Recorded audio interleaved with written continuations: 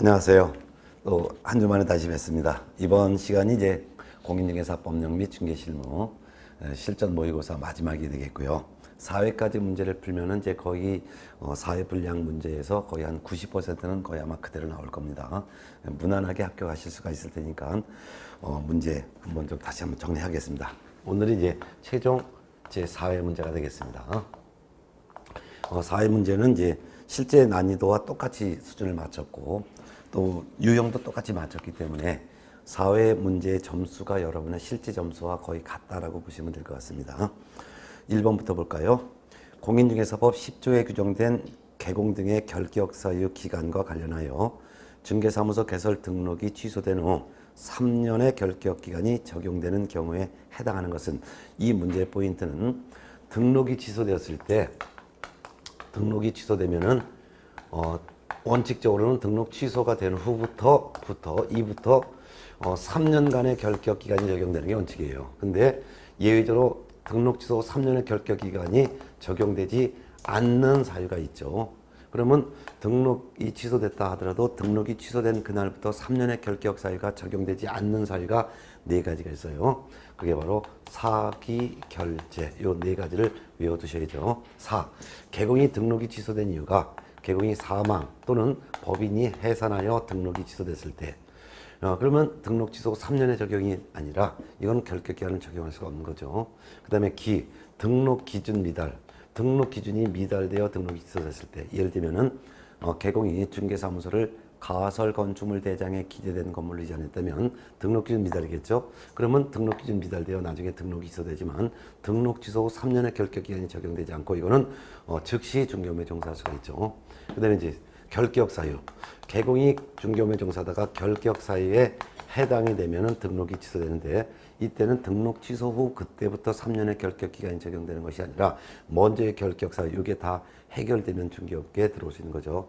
예를 들면은 징역 1년형의 실형을 선고받았다. 징역 1년형의 실형을 선고받으면은 이때부터 4년간 결격사에 해당되는 거죠. 왜냐면 교도소 1년 들어가고 석박이 되고 3년이니까 결격사에 해당되어 나중에 등록이 취소됐을 때는 등록 취소 후 3년의 결격기간을 적용하는 것이 아니라 먼저 결격기간인 징역 1년형 실형 선고받은 날부터 4년간의 결격기간이 적용되는 거죠. 또 다른 예로다가 공인중개사법 위반으로 300만 원 이상의 벌금형을 선고받게 되면 벌금형 선고받은 그날부터 3년의 결격기간 적용되죠. 결격사유가 원인이 되어 등록이 취소됐을 때는 등록 취소 후부터 3년이 아니라 먼저 결격사유 기간만 적용되니까 벌금형 선고받은 요 날부터 3년의 결격기간만 적용된다 이거죠. 예. 그 다음에 쟤는 폐업 신고했다가 재등록한 개공이 폐업 신고 전에 법 위반 행위를 이유로 재등록한 이후에 등록이 취소됐을 때 이 재등록한 개공의 결격 사유는 등록 취소 후부터 3년에서 폐업 기간을 공제한 기간만 결격 기간이 적용되죠. 예를 들어서 1년간 폐업했다가 다시 등록한 개공이 폐업 전에 위반 행위 때문에 등록이 취소됐을 때는 등록 취소 후 3년에서 폐업 기간이 1년이면 1년을 뺀다 이거죠. 그럼 결국은 등록 취소부터 2년간만 결격 기간이 적용된다는 거죠. 요 4가지를 이유로 등록 취소된 경우는 등록 취소 후 3년에 적용을 하지 않고, 그 외 나머지를 이유로 등록 취소된 경우는 전부 다가 등록 취소 받은 날부터 3년의 결격 기간이 적용되는 거죠. 그럼 요 4가지를 뺀 나머지 이유니까, 그래서 부정한 방법으로 등록을 하여 등록이 취소됐다든가, 또는 그 밖에 개공이 이 등록증을 양도대했다든가, 또는 이중 등록했다든가, 또는 이중 소속했다든가, 다른 여러 가지 사유로 다 등록 취소된 건 전부 다가 3년의 결격 사유가 된다는 거죠. 그래서 등록 취소 이유가 사실상 상당히 많아요. 등록 취소 이유 중에서 등록을 취소해야 하는 사유와 등록을 취소할 수 있는 사유가 있는데, 등록 취소해야 되는 사유 중에서 사망해산 요거를 뺀 나머지 요거 빼는 거, 즉 부정한 방법으로 등록을 해서 등록이 취소됐다든가, 또는 이중 등록해서 등록이 취소됐다든가, 등록증 성명 상호를 양도대에서 등록이 취소됐다든가, 이중 소속해서 등록이 취소됐다든가, 또는 1년 이내 2번 이상 업무정지 처분을 받고 다시 업무정지에 해당되는 행위를 해서 등록이 취소됐다든가, 또는 업무정지 기간 중에 중개업을 하다가 적발되어 등록이 취소됐다든가, 자격정지 기간 중에 있는 소속 공인중개사에게 중개업무를 수행시켰기 때문에 등록이 취소됐다든가, 또는 등록을 취소할 수 있는 사유 중에서도 부득이한 사유가 없는데도 불구하고 6월을 초과하여 휴업을 했기 때문에 등록이 취소됐다든가 또는 전속 개공이 정보를 공개하지 않거나 비공개 요청을 무시하고 정보를 공개했기 때문에 등록이 취소됐다든가 또한 금지행위, 하지 말아야 될 금지행위를 했기 때문에 등록이 취소됐다든가 또는 업무 보증 설정하지 않고 업무를 시작을 했기 때문에 등록을 취소했다든가 이런 것들도 있죠. 그 다음에 중개사무소를 둘 이상 또는 임시시설물을 설치했기 때문에 등록이 취소됐다든가 그 다음에 뭐 이런 거 여러 가지 쭉쭉쭉 여러 가지 사유가 많단 말이에요. 그래서 등록 취소 사유 중에서도 요 사기 결제 네 가지를 이유로 등록이 취소된 경우는 등록 취소 후부터의 3년을 적용하지 않고 사망 해산인 경우엔 등록 취소돼도 결격 기간이 없다. 등록 기준 미달로 등록이 취소됐을 때도 결격 기간 없으니까 곧바로 중격에 들어올 수 있다. 결격사에 해당이 되어 등록이 취소됐을 때는 등록 취소부터 3년이 아니라 먼저 결격 기간만 적용한다. 폐업 후 재등록한 개공이 폐업 전의 행위 때문에 등록이 취소됐을 때는 등록 취소 후부터 3년에서 폐업 기간을 공제한 기간만 나머지 기간만 결격 사유가 적용된다. 요 네 가지를 뺀 나머지 이유는 전부 다가 등록 취소 3년. 예. 자, 그럼 1번 볼게요. 거짓 그 밖에 부정한 방법으로 중개사무소 개설 등록이 취소됐다. 이거는 사망 해산으로 등록 취소된 것도 아니고 등록 기준 미달이 되어 취소된 것도 아니고 결격사에 해당되어 취소된 것도 아니고 폐업 후 재등록한 개공이 폐업 전의 행위 때문에 등록이 취소된 것도 아니죠. 이럴 때는 등록 취소 후 3년, 요 등록 취소 후부터 3년의 결격 기간이 적용되니까 답은 1번이죠. 자, 2번. 개업 공인중개사인 법인이 해산되어 등록이 취소됐다. 사기 결제서 사망 해산. 사망 해산으로 등록이 취소됐을 때는 등록 취소 후 3년의 결격 기간 적용 안 됩니다. 결격 기간 자체가 없는 거죠. 그다음에 3번 가설 건축물 대장에 기재된 건물로 중개사무소를 이전하여 등록이 취소된 것은 등록 기준 미달이죠. 그래서 이것도 등록 취소됐어도 전혀 결격 기간을 적용하지 않기 때문에 곧바로 중격에 들어올 수 있고 4번 징역 1년, 집행유예 2년을 선고받아 이를 이유로 등록이 취소됐다. 이게 바로 결격사에 해당된 거죠. 징역 1년에 처한다. 단 2년의 집행유예를 받았어요. 그럼 집행유예 받은 요 날부터 2년간만 결격사유가 적용되니까 등록 취소 후 3년이 아니라 집행유예 2년, 2년 동안만 결격기간이 적용되는 거죠. 그 다음에 5번 1년간 폐업 후 다시 등록을 한 자가 폐업 신고 전에 폐업 신고제 행위로 폐업 신고 전에 등록 취소에 해당하는 위반 행위를 사유로 등록이 취소됐을 때는 등록 취소 3년에서 폐업 기간 1년을 빼니까 결국은 등록 취소 후부터는 총 2년간만 결격 기간이 적용되는 거죠. 답은 1번이죠. 이 정도 문제는 가볍게 풀어낼 수가 있어야 되겠고, 자, 그 다음에 2번 봅니다. 중개사무소에서 공동 사용에 관한 설명 중 틀린 것은 1번 개공은 그 업무의 효율적 수행을 위해서 다른 개공과 중개사무소를 공동으로 사용할 수 있죠. 맞고. 2번 업무정지 개공이 영업정지 처분을 받기 전부터 중개사무소를 공동 사용 중인 다른 개공은 당해 중개사무소를 공동으로 사용할 수 없다? 있죠. 업무정지 처분 받기 전부터 그 사무소를 사용 중인 다른 개공은 그 사무소를 그대로 공동 사용할 수 있죠. 답은 2번입니다. 4번 중개사무소를 공동으로 사용하는 개공은 공동으로 사용하는 중개사무소에 별도의 중개사무소를 두면 이 법 위반이 된다. 맞죠? 공동으로 사용하는 사무소도 사무소니까 그거 외에 별도로 한 개라도 더 둘 수가 없습니다. 더 두면은 둘 이상 사무소 설치 위반으로 등록 취소할 수 있고 1년 이하의 징역 또는 1,000만 원 이하의 벌금에 처하죠. 법 위반 맞습니다. 4번 중개사무소를 공동으로 사용하려는 개공은 중개사무소 이전 신고를 하는 때에 그 사무소를 사용할 권리가 있는 다른 개공의 승낙서를 첨부해야죠. 맞죠? 5번 중개사무소를 공동으로 사용하는 경우 등록관청의 승인을 받을 필요가 없습니다. 공동 사용한다 해서 별도의 승인을 받을 필요도 없고 공동 사용 신고할 필요도 없습니다. 네, 정답은 2번이죠. 네, 3번 문제 봅니다. 주택임대차 보법에 관한 설명 중 옳은 것으로만 묶은 것. 기억번 임차주택의 일부가 주거 외의 목적으로 사용되는 경우에도 주임차법 적용되죠. 맞고. 니은번 임대차는 그 등기가 없는 경우에도 임차인이 주택의 인도와 주민등록, 요 주택의 인도, 주민등록을 2종 세트라고 하는 거예요. 주택의 인도, 그 다음에 주민등록 두 가지를 갖추면 2종 세트를 갖추면은 그 다음 날부터 제3자에 대해서 효력이 생기죠. 맞죠? 임대차 등기, 임차권 등기했으면 그날부터 제3자에 대해서 효력이 생기고 임차권 등기를 하지 않아서도 2종 세트, 주택의 인도, 전입신고, 즉 전입신고하면 주민등록이 된 것으로 보는데 주택의 인도와 주민등록을 마치면 그 다음 날부터 제3자에 대해서 효력 생깁니다. 맞고요. 디귿번 중소기업에 해당되는 법인이 소속 직원의 주거용으로 주택을 임차한 후 그 법인이 선정한 직원이 해당 주택을 인도받고 주민등록을 마쳤을 때는 그 다음날부터 제3조에 대해서 효력이 생기죠. 맞죠? 따라서 법인 중에서도 한국토지주택공사인 법인과 지방공사인 법인과 중소기업에 해당되는 법인체도 주택임대차보호법의 보호를 받는데, 특히 중소기업 같은 경우는 그 법인이 선정한 그 직원 명의로다가 주민등록 전입신고하면은 여지 주택인도 전입신고 마치면 그 다음날부터 제3조에 대해서 효력이 생기죠. 맞죠? 1번 임대차가 끝난 후 보증금이 반환되지 아니한 경우 임차인은 임차주택의 소재지를 관할하는 지방법원 등에 임차권 등의 명령 신청할 수가 있습니다. 여기서 포인트는 임대차가 끝났는데도 보증금을 반환하지 않았을 때 임차인이 임차권 등의 명령 신청할 수 있다는 거. 임대차 기간 중에는 임차권 등의 명령 신청을 할 수 없다는 거. 이걸 좀 주의해서 알아두시고. 다 맞죠? 정답은 1번이 되겠습니다. 다 맞습니다. 4번 문제 볼게요. 공인중개사법령상 소속공인중개사의 의무에 해당하는 것을 모두 골라볼까요? 기억번 자격증 사무소에 게시해야 될 의무 없습니다. 소속공인중개사 자신의 자격증도 소공에 게시할 의무가 있는 것이 아니라 개업공인중개사가 게시할 의무가 있죠. 니은번 신의와 성실로서 공정하게 중개업무를 수행해야 될 의무 있죠. 이와 같은 의무는 개공과 소공에게 주어지는 의무입니다. 맞고.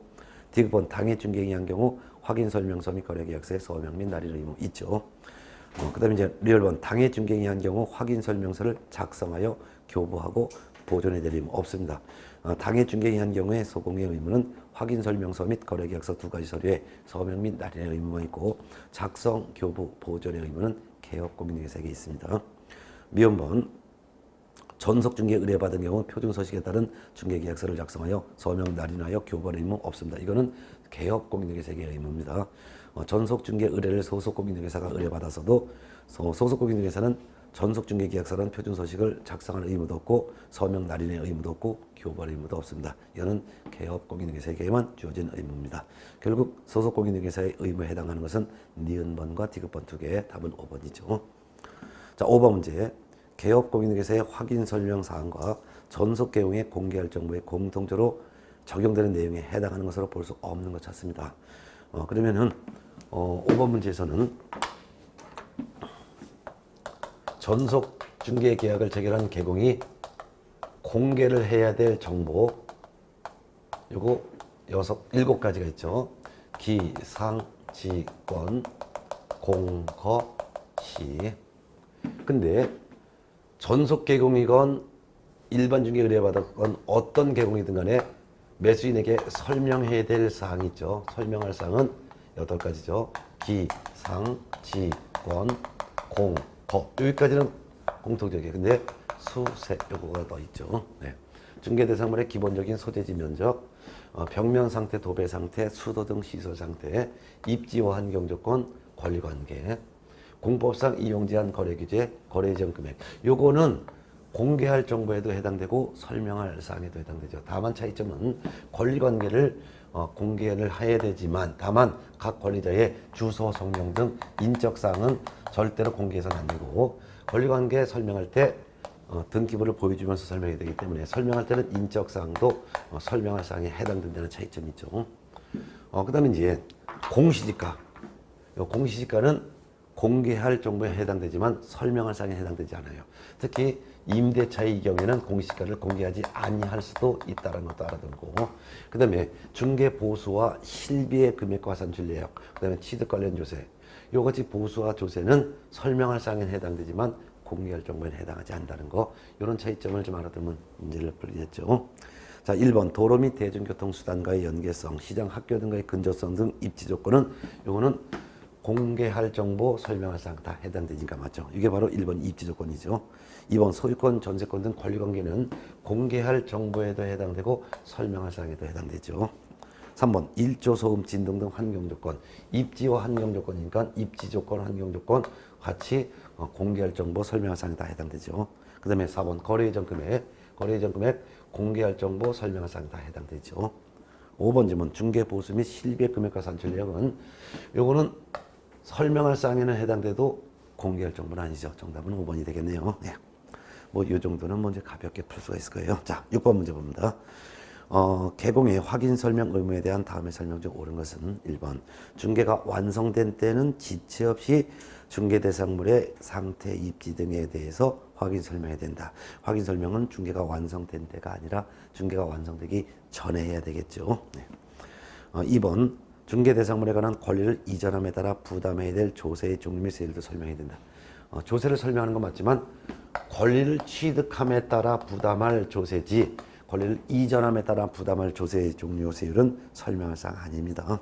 권리를 취득함에 따라 부담해야 될 조세의 종류와 세율을 설명해야 합니다. 그 다음에 3번 권리를 이전하려는 중개의뢰인에게 설명하는 것이 아니라 권리를 취득하려는 의뢰인에게 설명이 되겠고 4번 중개 대상물에 대하여 확인 설명하는 때 제시해야 하는 서류에는 중개 대상물 확인 설명서는 포함되지 않습니다. 맞죠? 매수인에게 설명할 때 물건의 기본적인 사항을 설명할 때는 토지대장, 건축물대장을 제시하면서 설명하는 것이고 권리관계를 설명할 때는 등기사항 증명서를 제시하는 것이고 공법상 이용자 및 거래 규제를 설명할 때는 이때는 토지 이용계획 확인서를 제시하면서 설명합니다. 확인 설명서는 중개가 완성이 되었을 때 작성되는 서면이기 때문에 설명할 때 제시하는 서류에 확인 설명서는 포함되지 않는 거 맞죠? 정답은 4번입니다.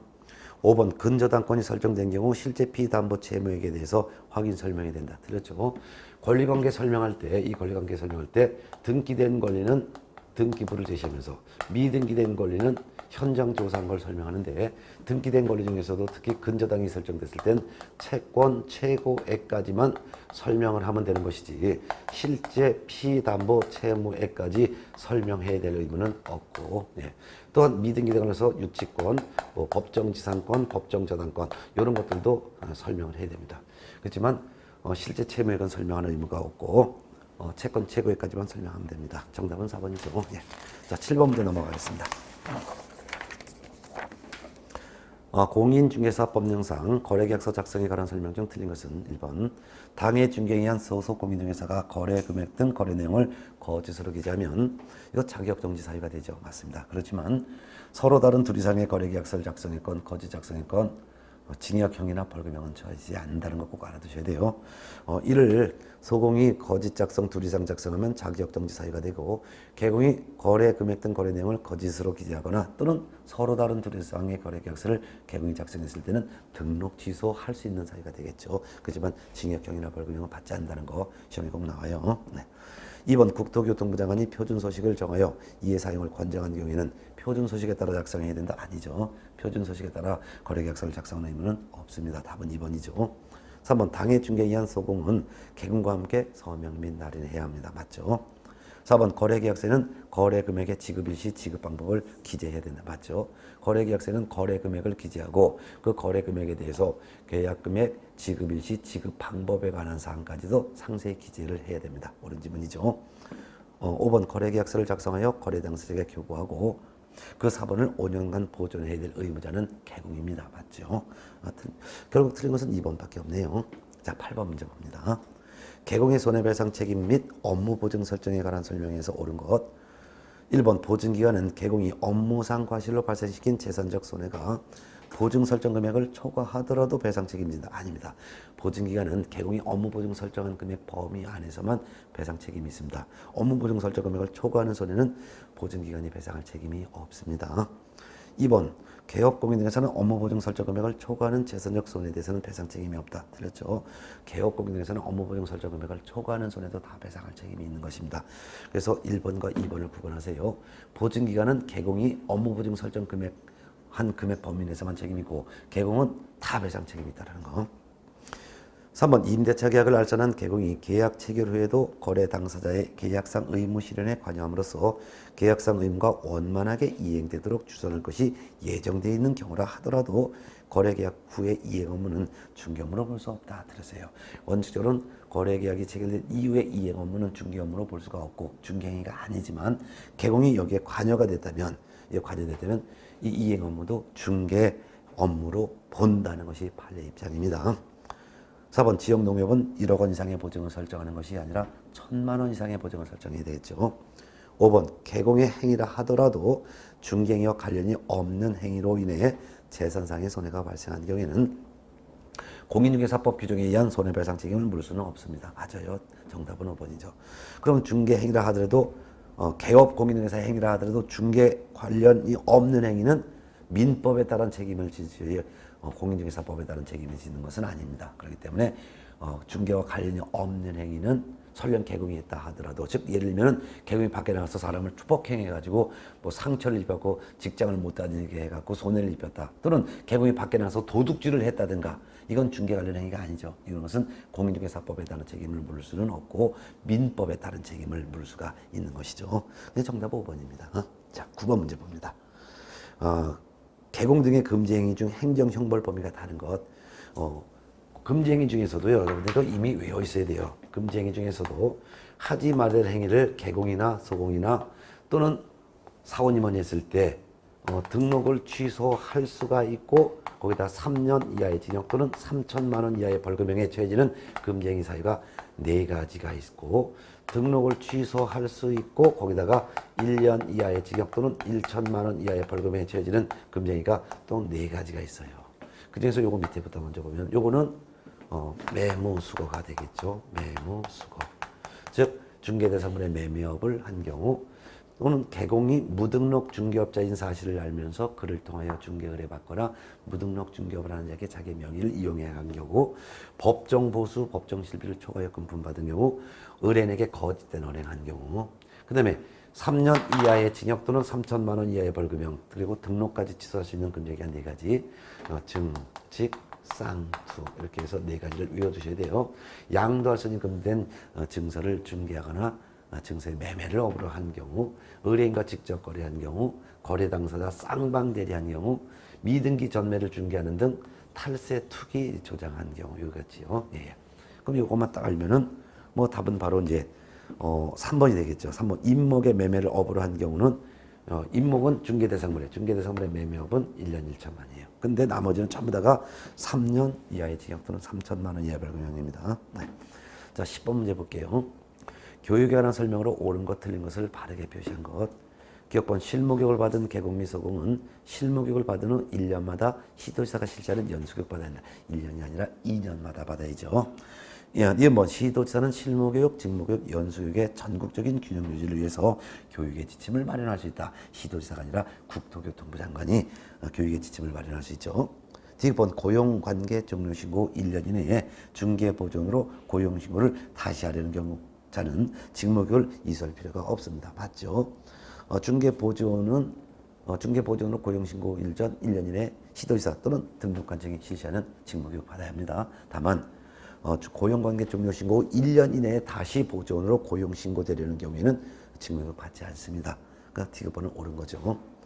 11번 실무교육, 직무교육, 연수교육, 부동산 거래사고 예방을 위한 교육, 이 4가지를 위한 교육을 실시하고자 하는 실시권자는 교육일 10일 전까지 교육의 일시, 장소, 교육 내용 등을 교육 대상자에게 통지해야 된다. 틀렸는데요. 일단 실무교육과 직무교육은 교육받으러 오라고 통지하지 않습니다. 그래서 실무교육, 직무교육은 교육 통지라는 것 자체가 없고, 연수교육은 실무교육 또는 연수교육을 받고 2년마다 받아야 되기 때문에 2년이 되기 2개월 전까지 연수교육 통지하도록 되어 있습니다. 부동산 거래사고 예방을 위한 교육만 교육일 10일 전까지 교육 일시, 장소 내용 등을 교육 대상자에게 공고하거나 통지하도록 되어 있습니다. 결국 10일 전까지 교육 일시, 장소 내용 등을 교육 대상자에게 통지하거나 공고를 해야 될 사람은 교육은 예방교육 하나밖에 없죠. 네. 결국은 이제 지급판 하나만 맞고 나머지는 다 들었으니까 답은 5번이 되겠습니다. 11번 문제 봅니다. 부동산 거래사고 예방을 위한 교육에 대한 설명 중 틀린 것은 1번. 국토교통부 장관은 필요하다고 인정하면 개공 등의 부동산 거래사고 예방을 위한 교육 실시할 수 있죠. 이 예방교육은 국토교통부 장관, 시도지사, 등록관청 다 실시할 수 있습니다. 맞고요. 2번. 시도지사 및 등록관청은 필요하다고 인정하면 개공 등의 부동산 거래사고 예방을 위한 교육을 실시할 수 있다. 맞아요. 예방교육은 국토교통부 장관이 실시할 수도 있고, 시도지사가 실시할 수도 있고, 등록관청이 실시할 수도 있기 때문이죠. 맞고요. 3번 실시권자는 부동산 거래 사고 예방을 위한 교육을 실시하려는 경우에는 교육일 7일 전까지 교육일시, 장소, 내용 등을 교육 대상자에게 필요한 사항을 공고하거나 교육 대상자에게 통지된다. 이거 7일이 아니라 11년까지죠. 그래서 예방교육은 교육일 11년까지 교육 일시, 교육 장소, 교육 내용 등에 대해서 공고하거나 교육 대상자에게 11년까지 통지해야 합니다. 답은 3번이죠. 4번 실시권자는 개공 등이 부동산 거래 사고 예방 등을 위하여 교육을 받는 경우 필요한 비용 지원할 수 있다. 맞죠? 교육비 지원은 예방 교육만 지원할 수 있다는 했죠. 옳은 질문. 5번 실시권자가 지원할 수 있는 부동산 거래 사고 예방 등의 교육 비용에 교육시설 및 장비 설치 등에 필요한 비용 외에도 강사료도 다 포함됩니다. 맞습니다. 네. 결국 틀린 것은 3번이네요. 12번 문제 볼까요? 12번 업무 위탁에 관한 다음의 설명 중 틀린 것은 1번 국토교통부 장관, 시도지사 또는 등록관청은 대통령령이 정하는 바에 따라 그 업무의 일부를 협회 또는 대통령령이 정하는 기관에 위탁을 할 수가 있죠. 맞고요. 근데 이제 대통령령을 봤더니 위탁할 수 있는 업무는 교육 업무와 시험 업무 두 가지만 위탁할 수 있도록 지금 현재는 규정이 되어 있습니다. 2번 시도지사는 실무교육, 직무교육, 연수교육 이 세 가지 교육에 관한 업무를 위탁하는 때는 국토교통부령이 정하는 인력, 즉 강사를 말하고요. 및 시설, 강의실을 말합니다. 을 갖춘 기관 또는 단체를 지정하여 위탁을 해야 된다. 맞죠? 네. 자, 그러면 3번 시도지사는 실무교육에 관한 업무를 고등교육법에 따라 설립된 대학 또는 전문대학 중 부동산학과가 개설된 학교에 위탁할 수 있다. 맞죠? 교육 업무는 학교에 위탁할 수 있고 그 밖에도 협회, 공기업, 준정부기관에도 위탁할 수 있습니다. 옳은 질문이죠. 4번 시험 시행기관장은 시험의 시행하는 업무를 고등교육법에 따라 설립된 대학 또는 전문대학 중 부동산학과가 개설된 학교에 위탁할 수 있다? 없습니다. 시험 업무는 학교에는 위탁할 수 없고 시험 업무를 위탁은 세 기관에다 위탁할 수 있습니다. 협회, 공기업, 준정부 기관. 네. 답은 4번이죠. 5번 시도지사 또는 시험 시행기관장은 교육에 관한 업무 또는 시험 업무를 위탁한 때는 위탁받은 기관의 명칭, 대표자, 소재지, 연락, 위탁 업무 내용 등을 관부에다가 보셔야 되겠네요. 맞네요. 결국 틀린 것은 4번입니다. 그래서 대학은 즉 부동산학과가 개설된 학교는 교육 업무는 위탁받을 수 있어도 시험 업무는 위탁받지 못한다는 것을 구분하시면 되겠습니다. 자, 13번 문제 보겠습니다. 협회의 공제사업에 관한 설명 중 틀린 것은 1번 협회는 공제사업에 관한 운영 실적을 회계연도 종료 2달 내에 일간신문 또는 협회보를 통해서 공시하고 협회 인터넷 홈페이지에 게시된다. 2달이 아니라 공제사업에 대한 운영 실적은 매 회계연도 종료 후 3월 이내에 공시하고 협회 인터넷 홈페이지에 게시해야죠. 정답은 1번입니다. 2번 협회는 재무 건전성 기준되는 지급 여력비를 100분의 100 이상으로 유지해야 되죠. 그리고 구상, 채권 등 보유 자산의 건전성을 정기적으로 분류하고 대손 충당금을 적립을 꼭 해놔야 합니다. 맞습니다. 3번 책임준비금 적립비율은 공제사고 발생률 및 공제금 지급액 등을 종합적으로 고려하여 정하되 공제료 수익의 100분의 10 이상으로 정하죠. 맞죠? 4번 책임준비금을 다른 용도로 사용하고자 할 때는 국토교통부 장관의 승인을 얻어야죠. 맞고 5번 금융감독원장은 국토교통부 장관으로부터 요청이 있을 때는 공제사업에 관하여 검사할 수 있죠. 옳은 질문입니다. 틀린 것은 1번 매 회계연도 협회 공제사업에 대한 운용실적 공시는 매 회계연도 종료 후 3월 이내에 공시한다는 거. 14번 문제 볼까요? 법원의 부동산 경매제도에 대한 설명 중 옳은 것은 주택임대차보호법에 의거하여 우선 변제권을 갖춘 주택임차이라면 최초 매각일 이후라도 매각 허가 결정 이후 배당 실시 이전까지만 배당 요구하면 된다? 아니죠. 아무리 우선 변제권 갖춘 임차인이 배당 요구한다 하더라도 배당 요구는 법원에서 정한 최저 매각 기일까지 배당 요구를 해야 합니다. 따라서 매각 기일 이후에는 배당 요구할 수 없습니다. 왜냐하면 배당 요구 종기는 첫 매각 기일 이전의 날정에서 정해지는데 첫 매각 기일 이후 즉 입찰이 시작된 이후에는 배당 요구할 수가 없습니다. 그래서 배당 요구는 배당 요구 종기일까지 배당 요구해야 됩니다. 2번 매각 허가를 받은 매수인이 법원에서 통지받은 대금 지급 기한 이전에 매각 대금을 전부 납부하더라도 매각 대금 지급 기한이 경과날로부터 소유권 취득한다? 아니죠. 대금을 지급하는 즉시 매각의 목적인 소유권 취득합니다. 그래서 대금 납부 기한 전이라 하더라도 대금 납부 즉시 소유권 취득한다. 3번 재매각에서 전 매수인은 입찰 신청할 수가 있다? 없습니다. 재매각이라는 것은 매각이 실시되고 매수인이 결정됐는데 매수인이 잔금을 납부하지 않아서 다시 경매를 하게 된 것을 재매각이라고 하고, 이때 종전에 낙찰받은 전 매수인은 재매각에 입찰 신청할 수 없습니다. 그리고 보증금도 몰수된다는 것도 알아두셔야 돼요. 4번 차순위 매수 신고는 최고가 매수 신고액에서 입찰 보증금을 넘는 금액으로 입찰 신청한 자만이 차순위 매수 신고할 수 있습니다. 맞죠? 네, 정답은 4번이네요. 5번 경매 개시 결정 이전에 전입한 임차인이라면 경락인에게 대항하지 못할 경우라도 인도 명령의 대상이 되지 못한다. 여기서 경락인에게 대항하지 못할 경우라는 것은 6가지 권리보다 뒤에 설정된 권리를 말한다. 6가지 권리라는 것은 저당권, 근저당권, 담보가 등기, 가압류, 경매 등기, 압류. 이것이 무조건 소멸되는 6가지 권리보다 후순위로 설정됐을 때 이를 경락인에게 대항하지 못한다라고 표현합니다. 그런 경우에 무조건 소멸되는 권리와 함께 그 뒤에 설정된 권리도 같이 매각으로 소멸되기 때문에 만일 인도를 거절하면은 이같이 인도 명령 대상이 된다라고 해야 되겠죠. 예. 아무리 경매 등기 전부터 점유를 개시했다 하더라도 이런 케이스예요. 예를 들면은 이런 거죠. 이런 경우. 예를 들면은 이 주택에 경매가 들어왔는데 1순위로 다 저당권이 설정됐어요. 그 다음에 임차인이 있어요. 그리고 대항력이 있어요. 그 다음에 이 저당권자가 경매를 신청했어요. 경매를 신청했어요. 그러면 경매 신청을 받은 법원에서는 경매 개시 결정 등기를 등기소에 촉탁해서 경매 등기하죠. 경매 등기가 되니까 압류 효력이 발생된 거예요.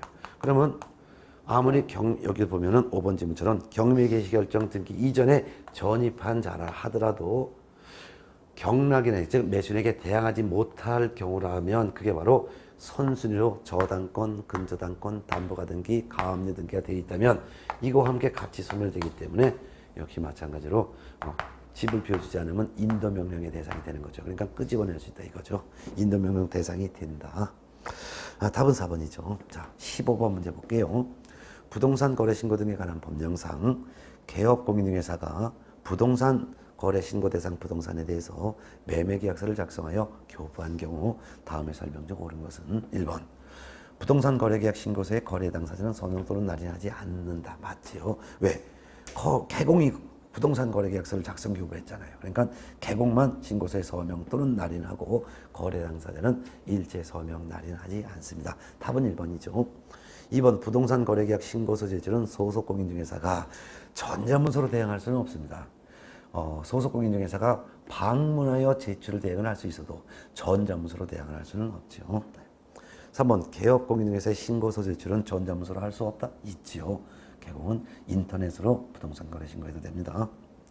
특히 부동산 거래계약 시스템을 통해서 부동산 거래계약이 체결된 때는 부동산 거래계약이 체결된 때에 부동산 거래계약 신고서를 제출한 것으로 봅니다. 그렇기 때문에 부동산 거래계약 시스템을 통해서 거래계약이 체결됐을 때는 부동산 거래 신고 의무가 없다는 것도 같이 알아둬야 되겠죠. 네. 그 다음에 4번 거래 당사자가 이미 신고를 하였다면 개업공인중개사의 신고 의무는 면제된다? 면제되지 않죠. 왜? 거래 당사자가 거짓 신고할 수도 있잖아요. 이런 걸 방지하기 위해서 개업공인중개사가 부동산 거래 계약에 대한 매매 계약서를 작성해서 교부했다면 설령 거래 당사자가 먼저 부동산 거래 신고했다 하더라도 개업공인중개사는 거래 계약 체결일로부터 60일 내에 실제 거래 가격 등에 대하여 부동산 거래 신고를 해야 됩니다. 안 하면 500만 원 이하가 들어가 부과됩니다. 5번 개업공인중개사가 전자문서로 거래 계약 해제 등 신고하는 경우에는 부동산 거래계약 해제 등 신고서에 거래 당사자의 서명 또는 날인을 받아둬야 된다? 받아두지 않습니다. 이거 받아둬야 되는 거 이거 법 개정이 됐습니다. 그래서 개공이 해제 등에 신고한다 하더라도 개공만 해제 등의 신고서에 서명 또는 날인하고 거래 당사자는 서명 또는 날인하지 않습니다. 또한 부동산 거래계약 해제 등의 신고도 면제되는 경우가 있습니다. 즉 부동산 거래계약 시스템을 통해서 부동산 거래계약 등이 해제 등이 된 때는 부동산 거래계약이 해제된 때에 부동산 거래의 해제 등 신고서를 제출한 것으로 봅니다. 그래서 부동산 거래계약 시스템을 통해서 첫 번째 부동산 거래계약 시스템을 통해서 거래계약이 체결된 때는 거래계약이 체결된 때에 부동산 거래계약 신고서를 제출한 것으로 보고, 또한 부동산 거래계약 시스템을 통해서 부동산 거래에 대한 매매 교환, 매매 계약에 대해서 부동산 거래 계약에 대해 해제 등이 이루어진 때, 해제 등이 이루어졌을 때, 해제 등을 했을 때 해제 등의 신고서를 제출한 것으로 본다라는 거 두 가지를 꼭 알아두세요. 시험에 꼭 나와요. 정리합니다. 부동산 거래 계약 시스템을 통해 첫 번째 거래 계약이 체결되면 부동산 거래 계약이 체결된 때 이때 부동산 거래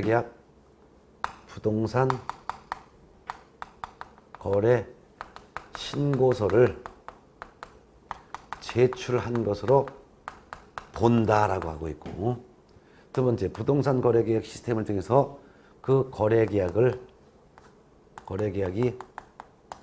무효, 취소, 해제가 되면 거래계약이 무효, 취소, 해제된 때 부동산 거래계약 해제 등 신고서를 제출한 것으로 본다라는 거. 예. 이게 올해 새로 신설된 규정이기 때문에 시험에 꼭 나오니까 좀 알아두시라 그랬죠. 예.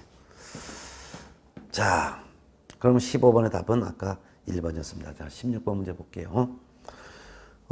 중개 대상물에 관한 조사 확인 방법 및 내용에 관한 설명 중 틀린 것은 1번 토지의 형태, 토지의 위치 확인은 지적도에 의하되 현장 조사를 병행해야 하죠. 맞고, 2번 부동산의 소유자가 혼인한 미성년자인 경우 그 자의 가족관계 등록부 중 혼인관계 증명서를 통해서 혼인 사실을 확인한 후 혼인한 미성년자와 계약 체결을 중개해도 된다. 맞죠? 혼인한 미성년자는 단독으로 계약 체결을 할 수가 있으므로 법정들의 동의를 확인할 필요도 없습니다. 예. 맞고요. 3번 법정사건의 성립 여부는 토지 등기상 증명서를 통해서 확인한다. 아니죠. 법정사건 성립 여부는 등기가 안 된 거기 때문에 현장 조사 및 매도인 등에게 문의해서 확인해야 되겠죠. 등기가 되지 않았기 때문에 등기상 증명서를 통해서 확인할 수 없습니다. 답은 3번. 4번 환지로 지정된 토지의 경우에는 환지 예정지 지정증명원에 의해서 환지의 면적을 확인해야죠. 맞죠? 5번 건물의 방향이나 외관상의 특징은 현장 조사를 통해서 확인한다. 맞습니다. 특히 건물의 방향에서는 주택은 주실을 건물의 방향으로 삼습니다. 이때 주실은 주로 많이 있는 곳인데 거실이나 안방을 주실이라고 합니다. 그리고 주택을 제외한 건축물은 주된 출입구를 건물의 방향으로 삼습니다. 그리고 외관상의 특징이라는 것은 건물 새로 지은 걸 보고 위에 마천을 같이 멋지게 한 거죠. 이런 것은 건축물 대장 등이 안 나옵니다. 그래서 건물의 방향, 외관상의 특징 이런 것들은 공부를 통해서 확인할 수 없으므로 현장 조사 통해서 확인해야 될 것입니다. 맞죠? 답은 3번입니다. 17번 문제 봅니다. 중개 대상물에 대해서 설명한 내용 중 틀린 것은 1번 법정 지상권이 있는 건물에 대하여 지상권 등기하지 않고 건물을 매도했다면 이를 매수한 사람은 법정 상권을 취득하지 못합니다. 맞습니다. 그렇지만 토지 소유자가 건물 소유자에게 지상물 이거 건물에 대한 그 말소 청구를 건물에 대한 철거를 주장할 수는 없죠. 그렇기 때문에 건물을 매수한 사람은 법정 상권을 취득하지 못했지만 토지 소유자가 건물 철거를 주장할 수는 없기 때문에 건물을 매수한 사람은 법정 상권을 취득하지 못했지만 전 건물 소유자를 대위하여 지상권 등기하고 이 지상권을 이전 등기를 청구할 수가 있기 때문에 건물 철거당하지 않습니다. 그래서 법정 지상권이 있는 건물에 대해서 지상권 등기를 하지 않고 건물을 매도했다면 건물을 매수한 사람은 법정 상권을 취득하지 못한다. 그렇지만 이 건물을 매수한 사람은 전 건물주를 대위해서 지상권 등기를 청구하고 지상권 등기한 다음에 건물 매수인 앞으로 지상권 이전 등기를 하면 되는 것이죠. 네, 옳은 설명. 2번 장사 등에 관한 법률상 가족 묘지 내에 설치하는 분묘 일기 및 상석, 비석 등 시설물의 설치구역 면적은 10평방미터를 초과할 수 없습니다. 합장의 경우에도 15제곱미터를 넘지는 못하죠. 맞습니다. 3번 경매 개시 결정 등기된 부동산을 매수한 자는 경매 등 매각으로 인해서 소유권을 상실할 수가 있다라고 설명해야죠. 맞죠? 경매 등기되어 있는 부동산을 개별적으로 매수했어요. 그러면 뭐예요? 나중에 이 경매가 끝나면은 낙찰자가 대금 납부하면 그 건물 소유권을 취득하잖아요. 그러면 경매 등기되어 있는 부동산을 별도로 매수한 사람은 그 매수인 소유권 이전 등기 말소가 되기 때문에 소유권 상실될 수도 있다라고 설명해야죠. 맞죠? 4번 청구권 보존 가등기가 되어 있는 경우 가등기에 기한 본등기 전에 제3자가 소유권 이전 등기를 먼저 경매하면 가등기는 효력을 상실한다. 아니죠. 가등기의 효력은 이건 순위 보존의 효력이 있어요. 그렇기 때문에 가등기에 기해서 나중에 본등기를 실행하게 되면 본등기의 순위는 가등기 순위를 소급합니다. 그렇기 때문에 가등기되어 있는 부동산을 제3자가 먼저 본등기하기 전에 별도로 이전 등기를 받았다 하더라도 가등기권자가 본등기를 실행하게 되면 가등기와 본등기 사이에 제3의 등기가 말소가 되는 것입니다. 가등기가 효력을 상실하는 것이 아니라 가등기와 본등기 사이에 제3의 등기가 효력을 상실하게 되는 거죠. 틀린 거 답 4번. 그 다음에 5번 소유권에 대한 가등기는 부동산 등기상증명서 갑구란을 통해서 확인해야죠. 맞죠? 저당권에 대한 가등기는 등기상증명서 을구를 통해서 확인해야 되겠죠. 그래서 가압류 가등기 가처분은 소유권을 가압류 가등기 가처분했을 때는 갑구, 지상권, 지역권, 전세권, 저당권을 가압류 가등기 가처분했을 때는 을구를 확인해야죠. 맞습니다. 정답은 4번입니다. 18번 문제 넘어가겠습니다. 분묘기지권에 대한 설명 중 옳은 것은 1번 분묘기지권은 소유권과 유사한 물건이 아니라 이거는 지상권과 유사한 물건이죠. 남의 땅을 소유할 수 있는 권리는 없고 남의 땅을 사용할 권리가 있기 때문이죠. 지상권과 유사한 물건입니다. 2번 종손이 분묘를 수호 관리하고 있다 하더라도 분묘기지권은 종중에게 기속한다. 아니죠. 종손이 분묘를 수호 관리하고 있다면 분묘기지권은 종손에게만 전속합니다. 따라서 종중이 분묘기지권 취득하지 못하고 종손 외의 나머지 분묘 연구자도 분묘기지권을 주장할 수가 없습니다. 3번 분묘기지권의 효력이 미치는 범위는 장사 등에 관한 법률에 규정된 면적 범위 내로 제한을 받는다? 제한받지 않습니다. 장사 등에 관한 법률에서는 분묘 일기 및 시설물의 면적이 개인 묘지 설치했을 때는 30제곱미터, 개인 묘지가 아니라 가족 묘지, 종중 분중 묘지, 법인 묘지 또는 공설 묘지에 설치했을 때는 10제곱미터, 합작하면 15제곱미터로 그 면적 제한이 있습니다. 그렇지만 분묘기지권이 인정되는 범위는 30제곱미터, 40제곱미터 이런 제한 규정이 없습니다. 따라서 봉분이 세종대왕릉처럼 크다 하더라도 분묘기지권이 인정된다면 그 면적이 1000제곱미터가 초과될 수도 있을 것입니다. 그래서 분묘기지권의 효력이 미치는 범위는 장사법에 규정된 면적 범위대로 제한을 받는 것이 아닙니다. 이를 초과될 수도 있습니다. 4번 홍수 등으로 인하여 봉분이 일시적으로 절개된 경우에는 시신이 존재하더라도 분묘기지권 소멸한다? 소멸하지 않습니다. 봉분이 일시적으로 절개된 경우에는 그 밑에 시신이 존재하고 있다면 분묘기지권은 존속합니다. 5번 분묘기지권의 효력이 미치는 범위 내로 분묘를 이전한 경우에는 그 효력은 이전된 분묘에도 분묘기지권 효력이 미칩니다. 맞습니다. 그렇지만 분묘기지권의 효력이 미치지 않는 지역으로 분묘를 이전했을 때는 이때는 분묘기지권은 상실합니다. 정답은 5번. 19번 문제 볼게요. 거래계약 체결에 관한 설명 중 틀린 것은 1번 부동산의 이중매매가 반사회적 법률행위에 해당하는 경우 당해 부동산을 제2매수인으로부터 다시 취득한 제3자는 설사 제2매수인이 당해 부동산의 소유권을 유효하게 취득한 것으로 믿었더라도 이중매매계약은 이건 무효입니다. 이거는 민법 103조에 따른 선량한 풍속 기타 사회질서에 반하는 행위이기 때문에 무효가 되는 거죠. 맞습니다. 2번 당사자의 특약이 없는 한 매도 목적물에 설정된 가압류는 매수인이 말소 책임을 부담하는 것이 아니고 매도인이 말소 책임을 지죠. 답은 2번. 3번 중도금이 지불되었다면 당사자는 임의로 계약을 해지할 수가 있다. 없다. 그래서 중도금이 지불됐다면 당사자는 임의로 계약을 해지할 수가 없다. 없죠. 맞죠. 왜냐면 이행이 착수가 된 것이기 때문이죠. 중도금까지 지불됐으면 계약은 확정된 거예요. 그래서 임의적으로 계약 해지할 수 없습니다. 따라서 매도인은 자기가 받은 계약금의 100을 상환하고 중도금을 반을 하더라도 계약을 해지할 수 없으며 매수인은 자기가 지급한 계약금을 포기하더라도 중도금까지 지급했으면 계약을 임의로 해지할 수가 없는 것입니다. 맞죠? 4번 매도인의 하자담보 책임은 당사자 특약으로 배제할 수가 있습니다. 맞죠? 5번 계약금 특약이 없는 한 해약금으로 추정합니다. 맞습니다. 20번 문제 볼게요. 주택임대차보호법에 대한 내용 중 옳지 않은 것은 몇 개인가?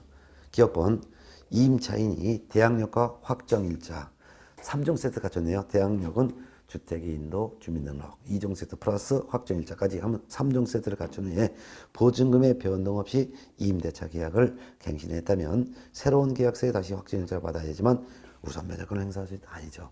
보증금 변동은 없고 그냥 기간만 갱신된 것은 별도로 확정일자를 받을 필요가 없습니다. 확정일자를 다시 받는 것은 보증금이 변동되었을 때만 확정일자 다시 받을 필요가 있습니다. 기억번 틀렸죠? 네, 한번 임대차 기간이 만료되어 당사자 간의 합의로 재계약하는 경우에도 보증금이 차임의 증액은 종전 보증금 차임액의 20분의 1을 초과할 수 없다. 초과할 수 있습니다. 임대차 계약 기간 중에만 보증금 차임을 20분의 1을 초과하여 증액할 수 없고 재계약할 때는 20분의 1을 초과하여 증액할 수 있습니다. 그래서 니은번도 틀렸네요. 디귿번 대항 요건과 계약서의 확정일자를 받은 임차인은 즉 3종 세트를 갖춘 임차인은 당해 주택의 경매 처분 시 환가 금액에서 즉 낙찰 금액에서 후순위 권리자 기타 채권자의 우선에서 보증금을 변제받을 수가 있죠. 맞죠? 정답. 그래서 디귿번은 옳은 설명. 리얼번 임대차가 끝난 후 보증금이 반환되지 아니한 경우 보증금 반환 채권을 계약으로 양수한 금융기관은 임차인을 대위해서 임차권 등기 명령 신청할 수가 있습니다. 맞죠? 리얼번도 맞습니다. 미음번 임차인이 임대차 기간이 끝나기 6개월 전부터 1개월 전까지 기간에 임대인에게 갱신 거절 통지를 하지 아니하거나 조건을 변경하지 아니하면 갱신하지 않는다는 뜻의 통지를 하지 아니한 경우에는 그 기간이 만료된 데 전임대자가 동일한 조건으로 다시 임대차한 것으로 본다. 임대인이 임대차 기간 끝나기 1개월 전까지 통지하지 않은 경우에도 또한 같다. 이거 전부 다 반대죠. 그래서 미음번은 임차인이 이게 틀린 거죠. 그래서 임차인이 아니라 미음번은 임대인이라고 해야 되고 임대차 기간 끝나기 6개월 전부터 1개월 전까지 기간에 임대인에게가 아니라 임차인에게라고 해야죠. 임차인에게 갱신 거절 통지를 하지 아니하거나 계약 조건을 변경하지 않으면 갱신하지 아니한다는 뜻의 통지를 하지 아니한 경우에는 그 기간이 끝난 때 전 임대차와 동일한 조건으로 다시 임대차한 것으로 본다. 또한 임대인이 이것도 틀린 거죠. 임차인이라고 해야죠. 임차인이 임대차 기간 끝나기 한 달 전까지 통지하지 않은 경우에도 또한 같다라고 해야죠. 자, 이 문제는 이제 옳지 않은 걸 찾는 거니까 기역번, 니은번, 미음번. 기역, 니은, 미음. 기역, 니은, 미음. 3개가 되겠습니다. 그래서 20번의 답은 기역, 니은, 미음. 3개가 되고 답은 3번이 되겠습니다. 자, 이렇게 해서 이제 문제를 풀어봤는데요. 그래도 여러분이 좀 문제 풀면서 쉽다 하지만도 그래도 조심스럽게 좀 문제를 풀어야 될 것 같아요. 자, 그러면 잠깐 쉬었다가 21번에서 다시 만나요.